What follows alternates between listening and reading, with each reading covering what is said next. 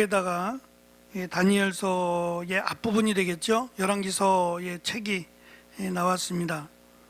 점점 예뻐지고 있어서 부담스럽습니다. 이게 어쨌든 좀 두툼해요. 거의 400페이지에 400페이지 정도가 다 되어서 시간 되실 때 짬짬이 읽어보시면 다니엘서를 이해하기에 조금 더 좋으리라 생각을 합니다. 오늘 제가 나눠드린 페이퍼에 보시면 뭐 계속해서 그 왕들의 이름이나 이런 것들이 자꾸 나오니까 표를 통해서 간략하게 제가 설명은 드리려고 합니다. 이 페이지에도 표를 하나 만들어 봤는데요. 우리가 익숙하게 알고 있는 느부갓네살이라고 하는 왕이요, 나보폴라살이라고 하는 왕이 먼저고, 그 다음에 이제 느부갓네살이고, 바벨론의 오른쪽으로 가면 사위가 되는데, 사위 둘이 있는데, 이 끝쪽에 있는 사위에 나보니두스라고, 그리고 맨 마지막 벨사살, 나보니두스의 아들인데, 이 벨사살까지가 이제 바벨론에 속하는 왕입니다. 이게 끝나면 이제 메데페사라 그래서 메디아 왕, 그 다음에 페르시아가 시작이 됩니다. 다니엘서는 바벨론이 끝나고 그 다음에 이제 페르시아 왕국이 들어오는데, 페르시아 왕국까지도 다니엘서가 내용이 이어진다라는 것을 참고하시면 좋을 것 같습니다. 먼저 다니엘서 개론 두 번째를 들어가기 전에 이건 지금 나눠드린 페이퍼에 있는 표고요. 영상을 다니엘서 전체를 요약하는 요약을 잘했어요. 그래서 아마 참고가 되시리라 생각해서 함께 보시겠습니다.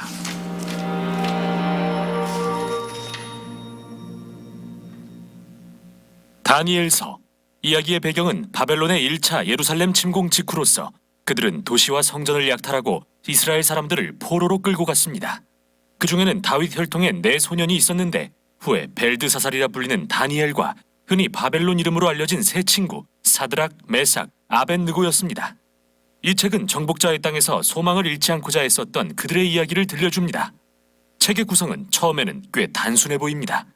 1장부터 6장은 바벨론에 잡혀간 다니엘과 친구들에 관한 이야기이고, 7장부터 12장은 다니엘이 본 미래에 대한 환상을 묘사하고 있습니다.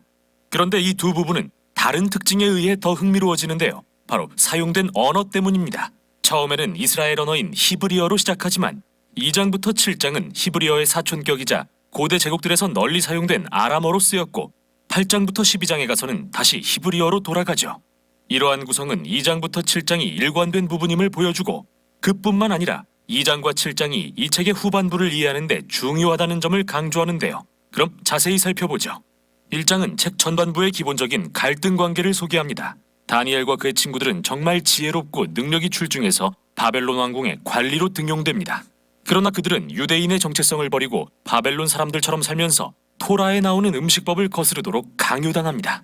그들은 이를 거절하고 율법에 순종하는 길을 택한 결과 위험에 처하게 되지만, 하나님은 그들을 건지셔서 결국 바벨론 왕이 그들을 높이게 하십니다. 이제부터는 아람어 부분이 시작되는데요. 여기서 정말 멋진 대칭 구조를 보게 됩니다. 먼저 바벨론 왕이 한 꿈을 꾸는데, 이 꿈을 해석할 사람은 다니엘밖에 없었습니다. 이 꿈은 4가지 금속으로 만들어진 거대한 신상에 관한 것으로서 각각은 역사에 등장할 왕국들을 상징하며 그 머리는 바벨론인데, 마지막에 커다란 돌이 날아와서 그 신상을 부수고 그 돌이 큰 산이 됩니다. 이 꿈은 이 책에 등장하는 많은 상징적 환상 중 첫 번째로서 나머지 환상들의 기본적인 줄거리를 소개하고 있습니다. 다니엘은 이 신상이 바벨론과 이후에 등장할 일련의 왕국들을 나타내며, 그들은 하나님의 세상을 폭력으로 채울 것이나 언젠가 하나님의 나라가 임하시면 오만한 세상 왕국들을 대적하여 낮추시고 세상을 하나님의 통치와 치유 그리고 공의로 채우실 거라고 말합니다. 그 후 3장에는 그 유명한 다니엘의 세 친구 이야기가 등장합니다. 그들은 거대한 신상 앞에 절하기를 거부했는데요. 이 신상은 2장에 나왔던 것과 같이 왕과 그의 왕권을 상징하는 것이기에 다니엘의 세 친구는 결국 타는 풀무불에 던져지게 됩니다. 그러나 하나님은 그들을 죽음에서 구하시고 왕에 의해 높아지게 하십니다. 왕은 이제 그들의 하나님을 진정한 신으로 인정하게 되죠. 그 후 2명의 바벨론 왕인 느부갓네살과 그의 아들 벨사살에 관한 이야기가 짝지어 나옵니다. 이 둘은 제국의 힘을 믿고 교만으로 가득 차 있었는데, 2장에서와 같이 하나님은 이들에게 꿈과 환상을 통해 경고하시고 또다시 다니엘만이 이를 해석할 수 있었습니다. 그는 두 왕이 하나님 앞에 겸손해야 한다고 말했지만 오만하게도 그들은 듣지 않았죠. 그러자 느부갓네살은 광기에 휩싸이게 되고 결국 들의 짐승처럼 변해버립니다. 그러나 그 후 그는 하나님 앞에 자신을 낮추고 정신이 되돌아와서 왕의 자리를 회복합니다. 이와는 대조적으로 그의 아들 벨사살 왕은 하나님 앞에서 자신을 낮추지 않았고 결국 그날 밤 암살당하고 맙니다. 이 두 이야기는 창세기 1, 2장과 시편 8편의 이미지를 떠올리게 하는데 거기서 인간은 하나님의 형상을 닮은 왕 같은 존재로 묘사됩니다. 하나님은 인간에게 들짐승과 공중의 새를 다스릴 권세를 주십니다. 이 세상의 진정한 왕이신 하나님을 대신해서 말이죠. 그러나 인간의 왕국들이 이를 잊고 반역하여 자신과 권력을 신격화할 때 그들은 인간보다 못한 난폭한 짐승이 되어 하나님의 공의의 심판 앞에 서게 됩니다. 이 이야기는 3장과 짝을 이루는 6장으로 이어지는데요. 이번에는 다니엘이 박해를 받습니다. 왕을 신으로 섬기고 왕에게 기도하는 것을 거부했기 때문이죠.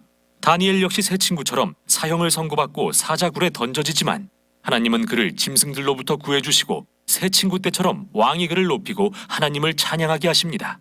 다음으로 7장은 2장과 짝을 이루면서 모든 주제가 한데 모이는 이 책의 중심부입니다. 또 다른 꿈이 나오는데 이번에는 다니엘의 꿈입니다. 아이러니하게도 그는 천사의 설명을 듣고서야 자신의 꿈을 이해합니다. 그의 꿈에는 네 짐승이 등장하는데 하나는 사자, 하나는 곰, 그리고 하나는 날개 달린 표범 같았습니다. 이들은 각각 오만한 왕국들을 상징합니다. 맨 끝에 등장하는 거대한 짐승은 정말 악한 제국을 의미합니다. 이 짐승은 뿔이 많은데 보통 구약에서 뿔은 왕을 상징하죠. 여기 특이한 뿔 하나가 나옵니다. 그는 하나님보다 자신을 높이고 하나님의 백성을 핍박하는 오만한 왕을 상징하는데요. 이때 인자라고 불리는 존재가 등장합니다. 그는 하나님의 언약 백성을 상징하기도 하고 다윗의 가문에서 날 왕을 상징하기도 하죠. 그때 갑자기 옛적부터 계신 분이라 불리는 하나님이 오셔서 그의 보좌를 세우십니다. 하나님은 그 거대한 짐승을 멸하시고 구름을 타고 오시는 인자를 높이십니다.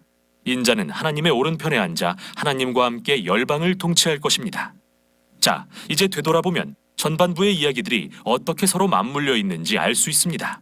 핍박에도 불구하고 순종했던 자들의 새 이야기는 열방에서 핍박당하는 하나님의 백성들에게 소망을 주기 위한 것입니다.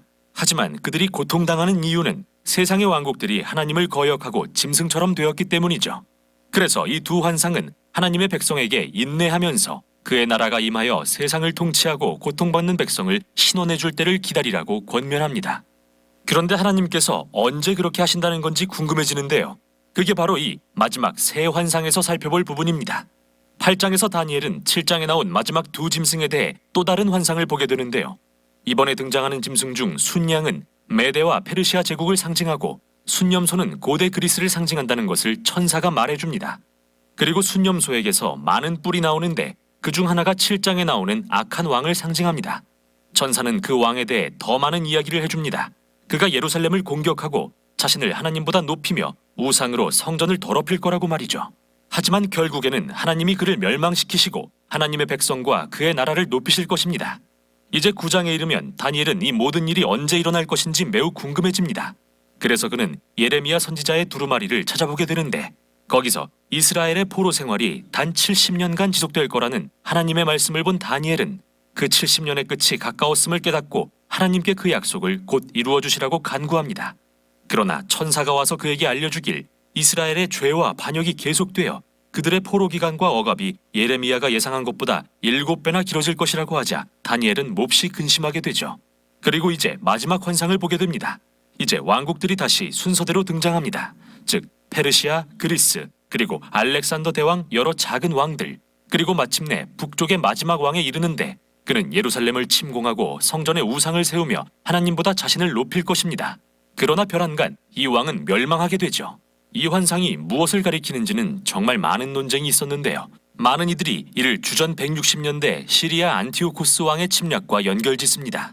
그는 예루살렘의 많은 신실한 유대인들을 죽였고 성전에 우상을 세웠죠. 어떤 이들은 이 환상을 로마 제국과 관련지어서 예수님의 죽음과 주후 70년의 예루살렘과 성전 파괴에 관한 것으로 보기도 합니다. 그리고 어떤 이들은 이 환상이 언젠가 예수님이 재림하실 때 성취될 미래의 일이라고 보기도 합니다. 그런데 문제는 이 상징과 숫자들이 그 어떤 의견과도 완벽히 일치하지 않는다는 것인데요. 이는 어떤 의미에서는 모든 견해가 옳을 수도 있다는 가능성을 열어줍니다. 다니엘서는 모든 미래 세대의 하나님의 백성들에게 소망을 주기 위해 쓰인 책으로서 안티오코스 제국의 침략 때부터 지금까지 언제나 그래왔습니다. 바로 이런 이유로 예수님은 다니엘서의 상징들을 들어 예루살렘의 억압적인 지도자들을 묘사하고 대적하셨고, 요한계시록을 쓴 요한도 다니엘서의 환상을 적용하여 당시 로마와 이후에 있을 제국들의 억압에 대해 예언한 것이죠. 그래서 다니엘서의 핵심은 이 책이 모든 세대에게 하나의 유형과 약속을 보여준다는 것인데요. 이 유형이란 인간과 그들의 왕국들이 자기 능력을 칭송하고 옳고 그름을 나름대로 정의하며 하나님을 참된 왕으로 인정하지 않을 때 난폭한 짐승으로 변한다는 것이죠. 하지만 다니엘서는 하나님이 언젠가 그 짐승을 대적하신다는 약속도 붙들고 있습니다. 하나님은 그의 세상과 백성을 구하시고 그의 나라를 열방 중에 임하게 하실 것입니다. 이렇게 이 책은 모든 세대 가운데 신실함을 불러일으키는 참된 소망의 말씀을 전합니다. 이것이 바로 다니엘서의 내용입니다. 끝났습니다. 단 10분이 안 됐는데요. 9분 만에 다니엘서를 이렇게 한눈에 들어오시나요? 전체적인 구조에 대해서는 우리가 조금 더 이걸 좀 참고하면 도움이 될 것 같아요. 나중에 제가 이거 한 장으로 된 이 앞에 그림들을 좀 나눠 드릴 테니까 또 보시면서 참고해서 같이 보시면 좋겠다 싶습니다. 어쨌든 지난 시간에 그 다니엘서의 개론의 첫 번째 시간을 가지면서 다니엘서가 상징하고 다니엘서가 의미하는 부분들을 잠깐 말씀을 드렸고, 두 번째 개론이라고 하려고 하는 이유가 연도에 대한 부분이라고 말씀을 드렸어요. 700년대, 그러니까 예수님 오시기 전 주전 600년, 700년 그 사이로 본다면 기록자는 다니엘이 될 겁니다. 하지만 너무 먼 미래를 향해 나아가고 있어요. 내용 자체가 다니엘이 죽고 나서도 이어지는 먼 미래의 내용이다 보니까 성경에서 말하는 예언이 이렇게 구체적으로 앞으로 일어날 일들에 대한 예언들이 많지 않기 때문에, 또 어떤 이들은 그게 아니라 예수님이 오시기 전 약 한 200년 정도, 100년에서 200년 사이에 기록된, 그래서 다니엘서가 구약 성경의 거의 마지막이 돼요. 그렇게 보면 말라기가 아니라 오히려 다니엘서가 구약 성경의 거의 끝에 이르는 연대로 자리하게 됩니다. 그러면 기록자는 다니엘이 아니라 우리가 알지 못하는 무명의 지혜자가 됩니다.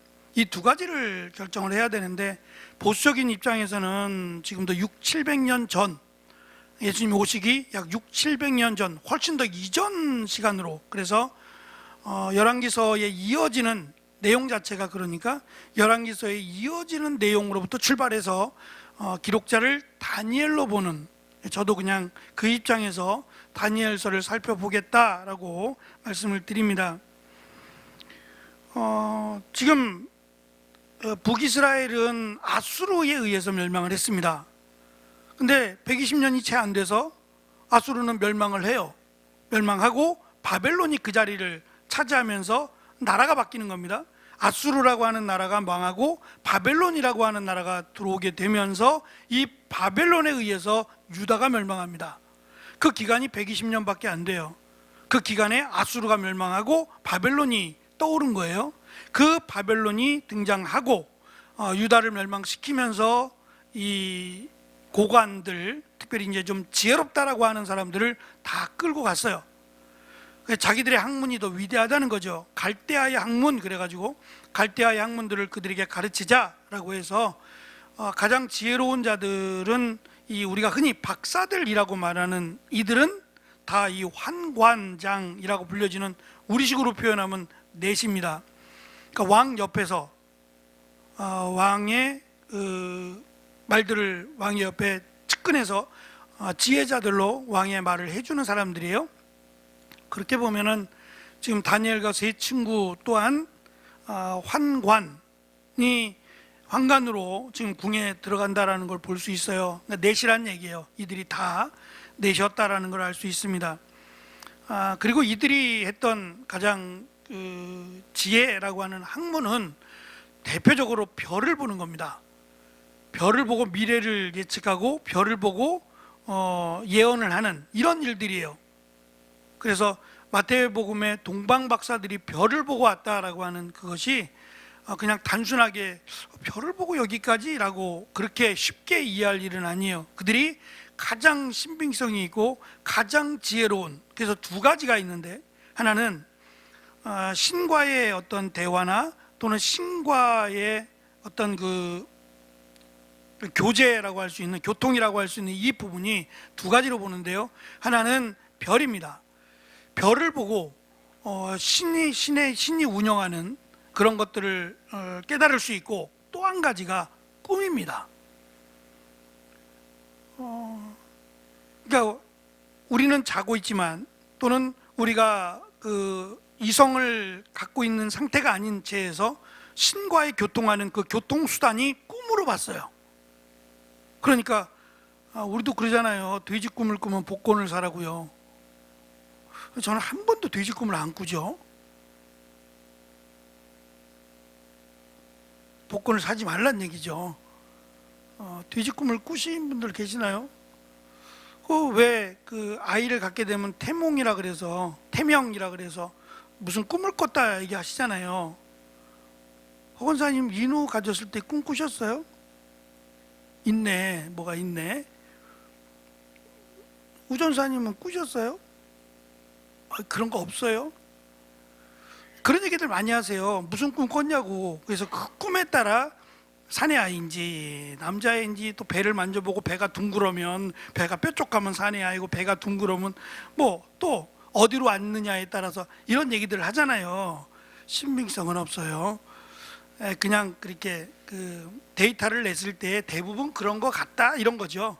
어차피 둘 중에 하나니까, 사내 아이든지 여자아이든 둘 중에 하나니까 그렇게 말할 수 있는 거죠. 어쨌든 꽤 오랜 시간 동안, 지금 다니엘뿐만 아니라 우리가 더 올라가면 요셉도 마찬가지잖아요. 요셉이 꿈을 꿈으로 말미암아 총리가 되는 거예요. 그러니까 그것처럼 지금 다니엘도 마찬가지인데 두 가지 환상이죠. 꿈을 통해서 다니엘이 왕 앞에 서게 됩니다. 그리고 이 꿈을 하나님이 주시고 하나님이 해석하게 해주시는 거예요. 그러니까 다니엘의 능력이 아닌 하나님의 은혜로 하나님이 다니엘을 쓰신 거죠. 그러니까 뭐 지금도 그러냐? 그럴 이유가 별로 없어요. 특별한 경우, 제가 하나님의 어떤 역사나 하나님의 인도하심을 무시하는 게 아니에요. 없다는 건 아니지만 가장 정확한 성경 말씀이 있잖아요. 그러니까 이 말씀을 기준으로 하면 되지, 개인적인 어떠한 하나님의 뭐 말씀이나, 글쎄 이런 것이 우리가 직접 계시는 이제 끝났다라고 여깁니다. 웨스트민스터 신앙고백에서도 직접 계시는 하나님의 말씀, 완성된 하나님의 말씀으로 끝이 났다. 또한 뭐 간접적인 계시가 있을 수 있지만 가장 완벽한 계시는 하나님의 말씀 성경이다 라고 하니까 너무 꿈에 얽매이지 않으시는 게, 무슨 뭐 안 좋은 꿈을 꿨다 그래서 오늘 큰일 나겠다, 뭐 그러실 이유는 없는 것 같아요. 피곤하면 꿈을 꾸는 거니까 너무 꿈에 매이지 않으셨으면 좋겠다 생각을 합니다. 하지만 이때 분명히 다니엘서의 중심의 역할을 하는, 아까 보셨던 이 꿈이, 다니엘이 꿈꾼 세 번의 꿈들이 환상으로도 설명되는 이런 것들이 중심을 이루고 있다라고 하는 면에서 이때 하나님의 인도하심 또는 하나님의 그 계시의 말씀이 이 꿈을 통해서 이루어졌다라고 하는 것도 우리가 기억했으면 좋겠습니다. 1페이지 밑에 보시면 586년 유다가 멸망하고 약 50년이 지나 539년 페르시아, 바벨론이 멸망합니다. 50년 정도 지나 바벨론이 멸망하고 그 자리에 이제 페르시아가 출범을 하는데, 이 페르시아 왕이 키루스라는 왕이에요. 이 키루스라는 왕에 대해서는 뭐 우리나라에도 책이 몇 권이 나왔더라고요. 키루스 왕을 메시아로도 본다라고 하는 정도로 대단한 왕인데요. 이 키루스 왕이 알렉산더 또는 이 로마의 어떠한 황제보다도 뛰어났대요. 왜냐하면 그가 통제하고 다스렸던 굉장히 넓은 지역인데 이 나라에 자치권을 부여했던 처음 왕이래요. 그 나라를 독립적으로 인정하고 세워주었던, 그래서 이 키루스의 리더십이라고 하는 이런 관련된 책들이 나옵니다. 제가 다음에 이 키루스와 관련된 그 키루스가 섬긴 신이 있는데요, 요나서에 나오는 그거예요. 그거를 제가 다음에 보여드리도록 하겠습니다. 페르시아가 출범했고요. 바벨론의 왕, 맨 마지막 왕이 벨사살이에요. 여기에 관련된 내용들이 있어요. 역사 중에 이 바벨론이 멸망할 때 이 나보니두스가 아버지고 벨사살, 성경이 나타난 벨사살 왕이 사실은 역사의 문헌 가운데는 나타나지 않아요. 그래서 이 다니엘은 꾸며낸 이야기다 라고 하는 그런 이야기도 나오는데요. 뭐 역사라고 해서, 고고학이라고 해서 그게 다 발견이 되겠냐 말이에요. 그리고 우리가 아는 이름과 성경에 나타난 이름과 실제적 그들이 사용했던 이름이 똑같지가 않아요. 또 성경에 기록된 이름들이 우리는 벨사살이라고 부르지만 벨사살이 아니기도 하거든요. 그래서 이런 부분에 오해가 있었는데 이제 그 고고학자들이 발견된 문헌에 의하면 이 나보니두스가 아버지인데 자기 아들 벨사살이 어릴 때 벨사살에게 왕위를 맡기고 도망을 가요. 왜 도망갔냐 그랬더니 이 우상 때문에. 그런데 이 당시 바벨론 또는 페르시아의 우상이 마루둑이에요. 마루둑, 지난번에도 말씀을 드렸지만 다음에 사진을 보여드릴게요. 혹시 잊어버리셨을까봐. 마루둑이 조금씩 변화하긴 하지만 물의 신이에요. 물의 신. 이 마루둑을 섬기는데 이 나보니두스는 달의 신을 섬긴 거예요. 자기 나름대로. 자기는 달의 신을 섬겼는데 이 관료들이 왕이 잘못됐다는 거예요. 달의 신이 아니라 마루둑을 섬겨야지 왜 달의 신을 섬기느냐라고 이렇게 대항을 막 하게 됩니다. 그럴 때 이 나보니두스가 왕위를 벨사살에게 맡기고, 어린 벨사살에게 맡기고 도망을 가요. 말이 도망인데 숨어서 달신을 섬기다 죽었대요. 그러니까 자기가 죽을 만큼, 왕위를 내려놓을 만큼 이 달신을 섬긴 거예요. 그리고 이제 벨사살이 통치를 하게 되는데 뭐 벨사살의 통치가 굉장히 악했던 것 같아요. 너무너무 안 좋아서 이 키루스 왕이, 페르시아가 등극하고 키루스 왕이 바벨론을 정복할 때 오히려 이 바벨론의 백성들이 문을 열어줬다 그래요. 성문을 열어주면서 환영을 했다 그래요. 더 이상 못 살겠다고.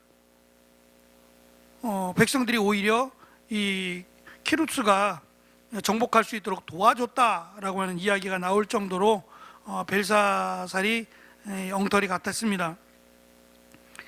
이 페이지 보시면 배경이 되는 내용이라서요. 바벨론에 살던 유대인들의 경우 대부분은 경제적인 이유 때문에 바벨론에 남았어요.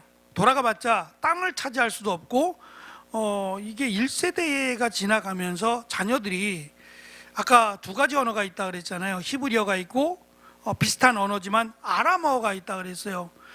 이미 자녀들은 아람어를 사용하기 시작했어요. 문화도 이 바벨론의 문화를 습득하기 시작했고요. 그런 상황 속에서 예루살렘으로 돌아오는 게 쉽지 않았던 것 같아요.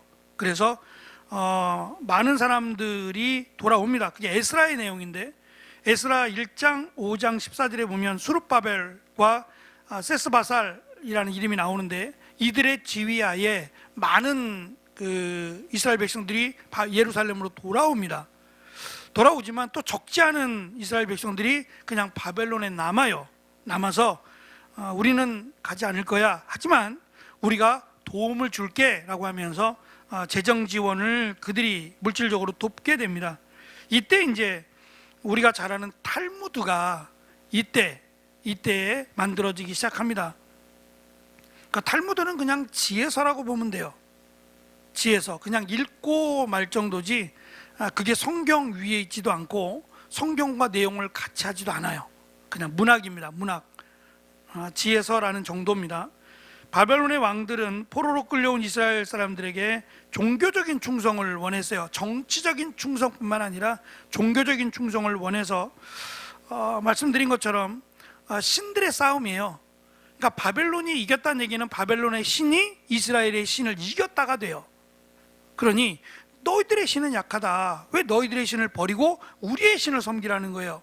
그래서 그것 때문에 다니엘과 세 친구, 그리고 다니엘이 뭐 사자굴에도 들어가고 풀무불에도 들어가는 이유가 이 종교적인 타협을 보지 않아서 그래요. 그래서 지금 어떠한 경우라도 어떠한 경우라도 믿음을 포기하지 마라. 왜냐하면 하나님이 약해서 진 것이 아니라 하나님이 너희들의 죄악으로 인하여 너희들을 넘기셨다는 거예요. 너희들을 팔아버린 거지 하나님이 약해서 우리가 진 게 아니다 라고 하는 굉장히 중요한 내용을 가지고 있습니다. 그래서 3장 6장에서 기록자가 외치기를 다니엘과 그의 친구들과 같은 믿음을 가지고 여호와를 의지하라 라고 하는 것이 다니엘서의 주제가 됩니다. 다니엘의 친구, 다니엘과 세 친구가 죽음을 무릅쓰고 했던 말이 있는데 3장 16절, 18절까지 내용입니다. 3페이지 밑에 보시죠. 두꺼운 글씨로 고딕체로 써놨는데요. 이 일을 두고서는 부터 밑에까지 같이 한번 읽어보겠습니다. 시작. 이 일을 두고서는 우리가 왕께 대답할 필요가 없는 줄 압니다. 만일 그렇게 된다면 왕이여 우리를 지키시는 우리 하나님이 우리를 활활 타는 불 속에서 구해 주실 것입니다. 비록 그렇게 되지 않더라도 우리는 왕의 신들은 섬기지도 않고 왕이 세우신 금신상에게 절을 하지도 않을 것입니다. 이것이 다니엘서의 중심 주제가 됩니다. 결국 이들의 고백은 전적으로 자신들의 삶을 내던지고 살려주셔도 찬양할 것이고 죽게 내버려 둬도 하나님을 찬양할 것이라는 고백이에요. 사실 너무 귀한 고백인데요. 우리는 하나님이 살아계시니까 하나님이 우리에게 좋은 것만 주신다고 생각을 해요. 틀리지 않습니다. 하나님이 왜 우리에게 나쁜 거 주시겠어요? 그러나 내 뜻과 하나님의 뜻이 같지 않을 수 있어요. 사실 이건 믿음으로밖에 해결이 안 돼요. 많은 사람들이 넘어지는 것은 내 뜻대로 되어지지 않을 때입니다. 하나님을 원망하죠. 내가 하나님께 드린 게 얼만데, 내가 하나님께 얼마나 많은 정성과 내가 하나님과 앞에 헌신을 했는데 왜 나에게 이런, 오히려 믿지 않는 사람, 하나님 앞에 헌신하지 않았던 저 사람은 잘 되는 것 같고 오히려 나는 안 되는 것 같을 때 넘어지죠. 그것은 내 뜻이 하나님의 뜻을 앞섰기 때문이에요. 우리가 어떻게 하나님의 뜻을 다 알겠어요? 그래서 우리가 항상 조심해야 될 것은 넘어질 때 넘어진 사람을 보고 그 사람의 죄악으로 연결하는 것은 우리가 재판장이 되는 거하고 똑같다 그랬죠. 오히려 넘어진 자들을 일으켜주고 넘어진 자들을 위해서 기도해 주는 것이 우리가 해야 될 일이지, 하나님이 넘어지게 할 수 있는 거 아니에요. 욥처럼 말입니다. 욥이 죄를 져서 그렇게 된 게 아니잖아요. 하나님이 욥을 통해서 가르치고자 하는 뜻이 있었어요.